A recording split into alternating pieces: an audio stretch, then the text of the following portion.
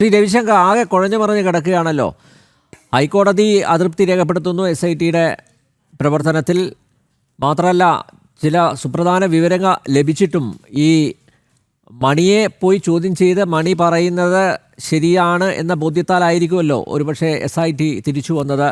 മണിയെ തൂക്കി വരേണ്ടതല്ലേ SIT എന്തുകൊണ്ട് മണിയെ തിരുവനന്തപുരത്തേക്ക് കൊണ്ടുവന്നില്ല? തിരുവനന്തപുരത്ത് എത്തിയ ശേഷം നോട്ടീസ് നൽകി തിരുവനന്തപുരത്തേക്ക് വിളിപ്പിക്കുന്നതൊക്കെ അഭംഗിയല്ലേ? സാറേ, ഞാൻ ചർച്ചയെ രണ്ടാളുകൾ പങ്കെടുത്തത് കേട്ടു.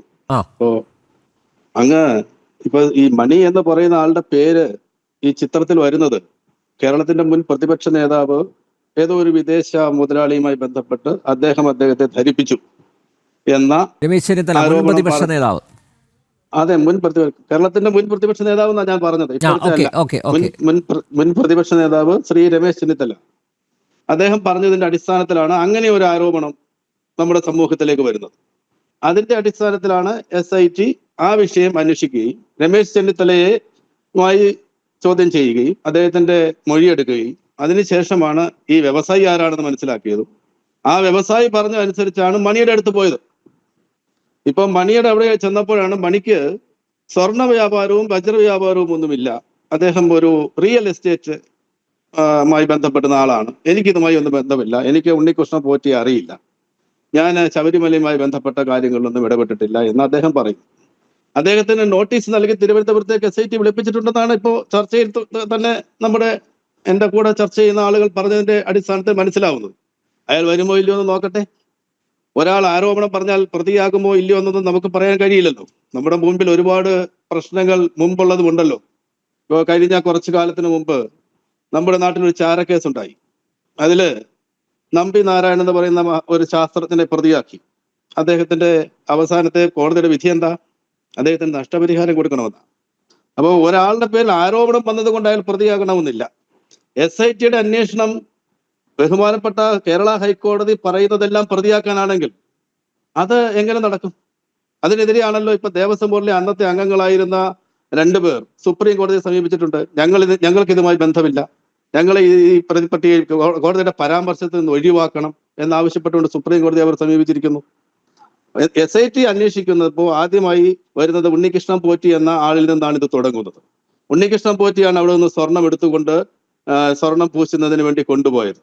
അതിലെ ജാഗ്രത കുറവാണ്, ആ തീരുമാനമെടുത്തതിലെ ജാഗ്രത കുറവാണ് അന്നത്തെ ബോർഡിനുണ്ടായിട്ടുള്ളത്. അത് വളരെ കൃത്യമായി തന്നെ മനസ്സിലാക്കിയിട്ടുണ്ട്. ഇവിടെ എനിക്ക് മുമ്പ് സംസാരിച്ച ആൾ പറഞ്ഞു പത്മകുമാറിനെതിരെ നടപടി സ്വീകരിച്ചില്ല. ശരിയാണ്, പത്മകുമാറിനെതിരെ CPIM ഇതുവരെ നടപടി സ്വീകരിച്ചായി പ്രഖ്യാപിക്കപ്പെട്ടിട്ടില്ല. പത്മകുമാർ ആരോപണ വിധേയനാണ്. പക്ഷേ പത്മകുമാർ അറസ്റ്റ് ചെയ്യപ്പെട്ട് പോയതിനു ശേഷം CPIM അദ്ദേഹത്തിന്റെ ജാമ്യമെടുക്കാനോ അല്ലെ അദ്ദേഹത്തിന് ഈ കേസിൽ സഹായിക്കാനോ എന്തെങ്കിലും ഒരു നടപടി സ്വീകരിച്ചാൽ നിങ്ങൾക്ക് തെളിയിക്കാൻ കഴിയുമോ? ഏതെങ്കിലും ഒരു കാര്യത്തിൽ പത്മകുമാറുമായി ബന്ധപ്പെട്ട വിഷയത്തിൽ ഇടതുപക്ഷ ജനാധിപത്യ മുന്നണിയോ കേരള സംസ്ഥാന സർക്കാരോ അതല്ലെങ്കിൽ അദ്ദേഹം വിശ്വസിക്കുന്ന പാർട്ടി CPIMോ അതിൽ ഇടപെട്ടതായി കാണാൻ കഴിയുമോ?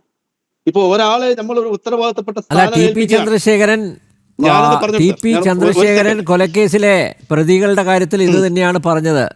ഞങ്ങൾ CPM അല്ല, ഒരു മിനിറ്റ് ശ്രീ രവിശങ്കർ, ഞങ്ങൾ ആ കൊലയാളികൾക്ക് വേണ്ടി ഞങ്ങൾ അഭിഭാഷകരെ ഇറക്കിയിട്ടില്ല എന്ന് പലവരും പറഞ്ഞവരാണ് CPMക്കാർ. പലവട്ടം ചർച്ച നടത്തിയാണ് ആ വിഷയത്തെ. അതുകൊണ്ട്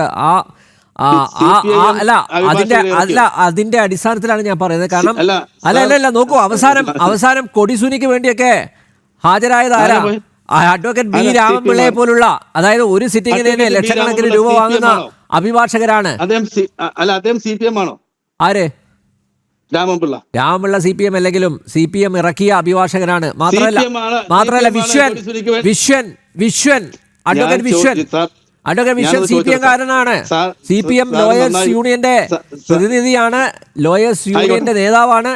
അപ്പൊ അതുകൊണ്ട് അത് പറഞ്ഞ് ഒഴിവാകല്ലേ. മാത്രമല്ല പത്മകുമാറിനെ കാണാൻ തിരുവനന്തപുരം ജില്ലാ ജയിലിൽ CPMന്റെ നേതാക്കന്മാരൊക്കെ വരുന്നുണ്ട്, ഒരു സംശയമില്ല. ഒരാളുടെ പേര് പറയാമോ? ഇവിടുത്തെ പത്മകുമാറിന്റെ പത്തനംതിട്ടയിലാണ് പത്മകുമാർ, എന്റെ നാട്ടിലാണ് പത്മകുമാറിന്റെ ജീവിതം. അദ്ദേഹം കോന്നിയിലെ MLA ആയിരുന്നു. അദ്ദേഹം ദേവസ്വം ബോർഡ് പ്രസിഡന്റ് ആയിരുന്നു. CPMന്റെ ജില്ലാ സെക്രട്ടേറിയറ്റ് അംഗമായിരുന്നു. ഇപ്പൊ ജില്ലാ കമ്മിറ്റിയിലുള്ള ആളാണ്. അദ്ദേഹത്തെ കാണാൻ പത്തനംതിട്ടയിൽ നിന്നും ഏതെങ്കിലും CPIM നേതാക്കളോ കേരള സംസ്ഥാനത്ത് നിന്ന് ഏതെങ്കിലും CPM നേതാക്കളോ ചെന്നതായിട്ട് അങ്ങേക്ക് തെളിയിക്കാമോ? ജില്ലാ ജയിലിൽ, തിരുവനന്തപുരം ജില്ലാ ജയിലിൽ പത്മകുമാറിനെ കാണാൻ പല നേതാക്കന്മാരും വന്നു പോകുന്നുണ്ട് എന്നാണ് ജയിലിൽ നിന്ന് ലഭിക്കുന്ന വിവരം. ഞാനൊരു കാര്യം ചെയ്യാം. വരുന്നത് പ്രജ്ഞതായ ഒരാൾ അങ്ങനെ പറയരുത്. അല്ല, ഉള്ള കാര്യമാണ് ഞാൻ പറയുന്നത്. ഒന്ന് പറയട്ടെ. ഞാൻ ആരുടെയും സമയത്ത് ഇടപെട്ടില്ല. ഒരു സെക്കൻഡും തരുന്നതിൽ എനിക്ക് ശേഷം അങ്ങേക്ക് സംസാരിക്കാം. ഞാനൊന്ന് പറഞ്ഞോട്ടെ. ഒരാളെങ്കിലും പത്മകുമാറിനെ കാണാൻ ഈ പറയപ്പെടുന്ന ജയിലിൽ ചെന്നാൽ അതിന്റെ വിഷ്വൽസ് എടുക്കാൻ ആളുകൾ തയ്യാറായി നിൽക്കുകയല്ലേ? അതിന്റെ വിഷ്വൽസ് നമ്മുടെ സംസ്ഥാനത്താണോ കിട്ടാത്തത്? നമ്മുടെ സംസ്ഥാനം അത്ര അല്ലെ, നമ്മുടെ ആളുകൾ അത്ര മോശം, നമ്മുടെ മാധ്യമ പ്രവർത്തകരൊക്കെ അത്ര മോശക്കാരാണോ? അപ്പൊ അതൊക്കെ സാറിന് വെറുതെ ഇപ്പൊ ചർച്ചയിൽ വിജയിക്കാൻ വേണ്ടി പറയരുത്. അത് തെറ്റാ. എനിക്ക് വ്യക്തമായി അറിയാം. അവിടുത്തെ പത്മകുമാറിനെ പ്രാദേശിക നേതാക്കന്മാർ ഉൾപ്പെടെ ജയിലിൽ പോയിട്ടുണ്ട്. വേണമെങ്കിൽ നാളെ പേര് സഹിതം നാളെ വാട്സാപ്പില് പേര് സഹിതം അയച്ചുതരാം. പേര് സഹിതം വാട്സാപ്പിൽ അയച്ചുതരാം. എനിക്ക് അയക്കണ്ട. നിങ്ങൾ ഇവിടെ നടപടിയെടുക്കണം. എനിക്ക് അയച്ചു തരുമൊന്നും അല്ല, അവിടെ നടപടി അയച്ചു തരികയേ വേണ്ട. അങ്ങനെ നടപടി എടുക്കും. രഹസ്യങ്ങളില്ല. അങ്ങനെ നടപടി എടുക്കും. രഹസ്യങ്ങളില്ല. ഞാൻ ഈ ചർച്ചയിൽ പണ്ടും പങ്കെടുത്തപ്പോ പറഞ്ഞു, KT ജയകൃഷ്ണ മാസ്റ്റർ വധിച്ചവരും പറഞ്ഞു ഞങ്ങൾ പങ്കെടുക്കുന്നില്ല. ഇനി അറ്റം താഴെ വരെ വന്നാൽ നിരവധി കണക്കുകൾ പറഞ്ഞുതരാം. ഞാനൊന്ന് പറഞ്ഞു. നിങ്ങൾ എന്ത് കണക്ക് പറയാനാ? ഞാനൊന്ന് പറയുന്നത് നിങ്ങൾ കേട്ടിട്ട് പറയൂ. ഒരു സമയം ഒരാൾ പറയുമ്പോൾ അത് കേൾക്കൂ. ഞാൻ ഈ ചർച്ചയിൽ മുമ്പും പങ്കെടുത്തുകൊണ്ട് പറഞ്ഞു, CPIM-ന്റെ പ്രാഥമിക അംഗത്വത്തിലുള്ള ആൾ മുതൽ പാർട്ടിയുടെ പോളിറ്റ് ബ്യൂറോ മെമ്പർമാർ വരെ ആരെങ്കിലും ഈ കേസിൽ പ്രതിയാവുകയോ ഈ അയ്യപ്പന്റെ മുതൽ കക്കുകയോ ചെയ്തിട്ടുണ്ടെങ്കിൽ CPM സംരക്ഷിക്കില്ല. അത് ഞങ്ങളുടെ പാർട്ടി തീരുമാനമാണ്. അപ്പോ പത്മകുമാറിനെ CPM പത്തനംതിട്ട ജില്ലാ കമ്മിറ്റി അംഗമായി ഇപ്പോഴും തുടരാൻ അനുവദിക്കുന്നത്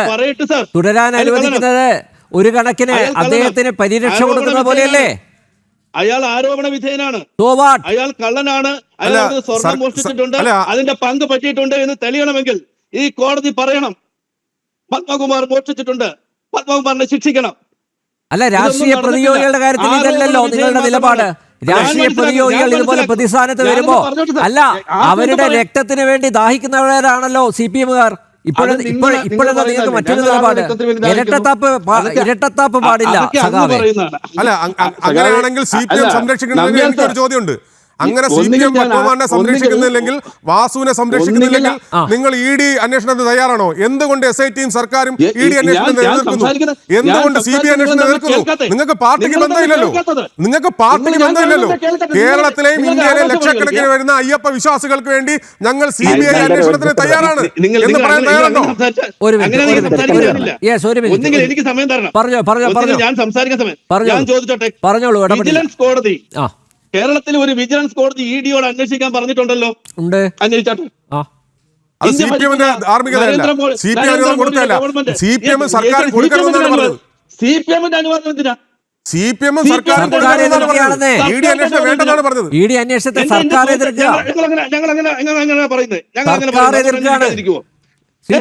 നിങ്ങള് ബഹുമാനപ്പെട്ട പിണറായി വിജയന്റെ മകൾക്ക് നേരെയും അദ്ദേഹത്തിന്റെ മകളുടെ നേരെയുള്ള ആരോപണത്തിൽ ED-ക്ക് നേരെ സർക്കാർ അന്വേഷിച്ചല്ലേ ഉണ്ണികൃഷ്ണൻ പോറ്റി അകത്ത് പോയത്? കോടതി ഉള്ളതുകൊണ്ടാണ് ഉണ്ണികൃഷ്ണൻ പോറ്റി അകത്ത് പോയത്. സംസ്ഥാന ഗവൺമെന്റ് പറഞ്ഞിട്ടാണോ പിണറായി വിജയന്റെ മകൾക്കെതിരെ അന്വേഷണം നടത്തിയത്? CPIM പറഞ്ഞിട്ടാണോ നിങ്ങൾ അന്വേഷണം നടത്തിയത്? ED അങ്ങ് അന്വേഷിച്ചാട്ടെ. അന്വേഷിച്ച് കണ്ടുപിടിച്ചിട്ട് CPM-ന്റെ നേതാക്കളെ അന്വേഷണത്തെ സ്വാഗതം ചെയ്ത ഒരു ഏക നേതാവ് രവിശങ്കറായിരിക്കും. അല്ലല്ല, അങ്ങ് സാർ മനസ്സിലാക്കണം. കേരള പോലീസിന്റെ ഡിഗ്നിറ്റിയെ ചോദ്യം ചെയ്യുകയാണ് നിങ്ങളിപ്പോ. കേരള പോലീസ് കഴിവുള്ള പോലീസാണ്. കേരള പോലീസ് എന്ന വിശ്വാസം കേരളത്തിലെ ജനങ്ങൾക്കുണ്ട്, കേരളത്തിലെ ആഭ്യന്തര വകുപ്പിനുണ്ട്, ആഭ്യന്തര വകുപ്പിന് ചുമതല വഹിക്കുന്ന ആളുകൾക്കുണ്ട്. അതുകൊണ്ട് തന്നെ ഞങ്ങൾ ED അന്വേഷണത്തിന് ഇഷ്ടപ്പെടുന്നില്ല, ഞങ്ങൾ സമ്മതിക്കുന്നു. പക്ഷേ ED അന്വേഷിക്കുന്നതിന് സംസ്ഥാന സർക്കാരിന്റെ അനുമതി വേണമെന്നില്ല. ED-ക്ക് അന്വേഷിക്കാം. കൊല്ലത്ത് വിജിലൻസ് കോടതി പറഞ്ഞു ED അന്വേഷിക്കൂ. നിങ്ങൾ അന്വേഷിക്കുക. പത്മകുമാറില്ല, ആര് പ്രതിയാണെങ്കിലും നിങ്ങൾ കൊണ്ടുപോവാ. ഇപ്പൊ കടകംപള്ളി സുരേന്ദ്രൻ വെല്ലുവിളിച്ചല്ലോ VD സതീശനെ. ചുണയുണ്ടോ എന്റെ പേരിൽ ഇത്തരം ആരോപണങ്ങൾ നിങ്ങൾക്ക് തെളിയിക്കാൻ? എന്താ തെളിയിക്കാൻ പറ്റാത്തത്? പത്മകുമാർ ഇങ്ങനെയാണ് പറഞ്ഞത്. ആവശ്യമില്ല നാട്ടിൽ കാണുന്ന മനുഷ്യരെ നിങ്ങൾക്ക് ഇപ്പൊ തെരഞ്ഞെടുപ്പ് കാലമല്ലേ, ഇനിയിപ്പോ വരാൻ പോകുന്ന 3 മാസം കഴിഞ്ഞാൽ കേരളത്തിൽ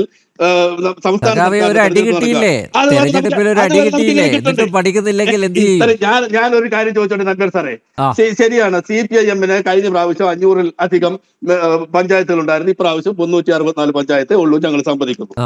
BJP എന്ത് വിജയമാണ് നേടിയത്? 26 പഞ്ചായത്തും. കേരളത്തിലെ ജനങ്ങൾ ഈ അയ്യപ്പനെ ഇഷ്ടപ്പെടുന്നതും നീ ഭക്തിയുടെ പേരിൽ വേണമെങ്കിൽ 26 പഞ്ചായത്ത് അല്ലല്ലോ കിട്ടേണ്ടത്. 999 പഞ്ചായത്ത് കേരളത്തിലുണ്ട്. ഈ 999 പഞ്ചായത്ത് നിങ്ങൾക്ക് എത്ര പഞ്ചായത്ത് കിട്ടി? 26 പഞ്ചായത്ത്, ഒരു കോർപ്പറേഷൻ. കോർപ്പറേഷൻ കൊണ്ടാണ് ഗുജറാത്തില് അധികാരത്തിൽ വന്നത്. ഒരൊറ്റ കോർപ്പറേഷൻ കൊണ്ടാണ് ഗുജറാത്തിലെ അധികാരത്തിൽ വന്നത്. നമുക്ക് കാണാം അയ്യപ്പ ഭക്തർ ആരോടൊപ്പമാണെന്നും കേരളത്തിലെ ജനങ്ങൾ ആരോടൊപ്പമാണെന്നും നമുക്ക് കാണാം. 3 മാസം കഴിഞ്ഞിട്ട് നിങ്ങൾ പത്മകുമാറിന്റെ കാര്യം പറഞ്ഞല്ലോ. പത്മകുമാറിനെ പോലെ തന്നെ ജാഗ്രത കുറവുള്ള നേതാക്കൾ എല്ലാ രാഷ്ട്രീയ പാർട്ടിയിലും ഉണ്ട് സാർ. അദ്ദേഹം ഫയലുകൾ പഠിച്ച് കാര്യങ്ങൾ ചെയ്യേണ്ടതായിരുന്നു. അദ്ദേഹം ഒപ്പിടുന്നത് എന്താണെന്ന് നോക്കിയിട്ട് ചെയ്യണമായിരുന്നു. അത് ചെയ്യാതിരുന്നതിന്റെ കുഴപ്പമാണ് പത്മകുമാറിന് ഇപ്പൊ ജയിലിൽ കിടക്കേണ്ടി വന്നത്. ഇവിടെ ഇന്ന് VV രാജേഷ് എന്ന് പറയുന്ന ബഹുമാന്യനായ BJP-യുടെ നേതാവ്, വളരെ ചെറിയ കാലം മുതൽ RSS-ന്റെ പ്രവർത്തനത്തിലൂടെയും BJP-യുടെയും വന്ന നേതാവ്, അദ്ദേഹം അർഹനാണ് തിരുവനന്തപുരം കോർപ്പറേഷൻ മേയറാവാൻ എന്ന ഒരു രാഷ്ട്രീയ പ്രവർത്തനത്തിൽ ഞാൻ വിശ്വസിക്കുന്നു. പക്ഷെ അദ്ദേഹത്തെ മേയറാക്കിയപ്പോ നിങ്ങൾ ഇപ്പം പോയിട്ട് കൊണ്ടുവന്ന ഒരാൾ അവിടുന്ന് ഇറങ്ങിപ്പോയി. അതാണ് പക്വതയില്ലാത്ത രാഷ്ട്രീയം. ആ പക്വതയില്ലാത്ത രാഷ്ട്രീയത്തിന്റെ ഫലമാണ് ഞങ്ങളിപ്പോ പറയുന്നു പത്മകുമാർ അടക്കം. അദ്ദേഹത്തിന് ജാഗ്രത കുറവാണ്, അദ്ദേഹത്തിന് ജയിലിൽ കിടക്കേണ്ടി വന്നത്. അല്ലാതെ അദ്ദേഹം മോഷ്ടിച്ചു എന്ന് ഞാനിപ്പോഴും വിശ്വസിക്കുന്നില്ല. എനിക്ക് അദ്ദേഹത്തെ കുറിച്ച് അങ്ങനെ കാണാൻ കഴിയില്ല.